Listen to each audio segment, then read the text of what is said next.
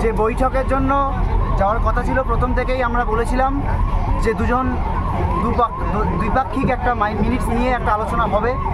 আমরা গিয়েছিলাম সেখানে, আজকে দীর্ঘক্ষণ একটা আলোচনা হয় এবং সত্যি কথা বলতে কিছু অংশে আমাদের যে বিশাল আন্দোলন, আমাদের যে জুনিয়র ডাক্তারদের আন্দোলন এবং তার পেছনে মানুষের সমর্থন, সেটা আমরা মুখ্যমন্ত্রীর কাছে পৌঁছাতে পেরেছি এবং সেই জায়গায় দাঁড়িয়ে তিনি প্রাথমিকভাবে কলকাতা পুলিশ কমিশনার বিনীত গোয়েলকে সরিয়ে দেওয়ার একটা আশ্বাস তিনি দিয়েছেন এবং স্বাস্থ্য ভবনের ক্ষেত্রে যে দাবিগুলো আমরা রেখেছিলাম ডিএমই এবং ডিএইচএস, তাদেরও একটা সরিয়ে দেওয়ার একটা আশ্বাস আমরা পেয়েছি। কিন্তু এই যে প্রত্যক্ষ এবং পরোক্ষ তথ্য প্রমাণ লোপাট এবং দুর্নীতি হোক এবং এই থ্রেট হোক, সিন্ডিকেট হোক, তার যাদের একটা প্রশ্রয় হয়েছে সেই প্রিন্সিপাল হেলথ সেক্রেটারি, সে বিষয়ে কোনো সিদ্ধান্ত তিনি নিতে পারেননি। এছাড়াও আমাদের সেফটি সিকিউরিটি বিষয়ে তিনি কেবল একটা টাস্ক ফোর্স গঠন করবেন এরকম একটা কথা বলেছেন, কিন্তু আমরা স্পষ্টতই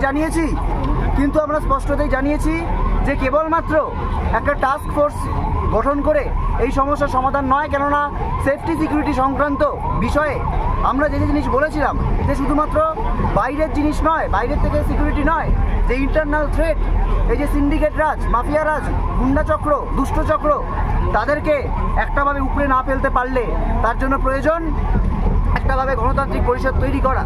সেই বিষয়ে একটা আলোচনা পথ ওপেন হয়েছে, কিন্তু সেই নিয়ে কোনো কথা কিন্তু খুব বেশি দূর এগোয়নি।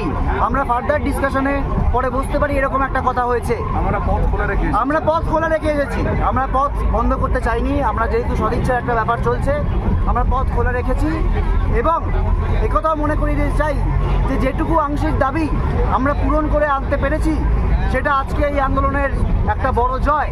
কিন্তু একথা মনে রাখতে হবে যে এইটুকুর জন্য আমাদের 38 দিন ধরে পথে থাকতে হয়েছে। আজকে আমরা স্বাস্থ্য ভবন সাফাই অভিযানে যে গিয়েছিলাম সেটাও আমরা সম্পূর্ণ করতে পারিনি। আজকে এই অবস্থায় গিয়ে আমরা ধর্ণা মঞ্চে ফিরে যাচ্ছি, বিক্ষোভ মঞ্চে ফিরে যাচ্ছি।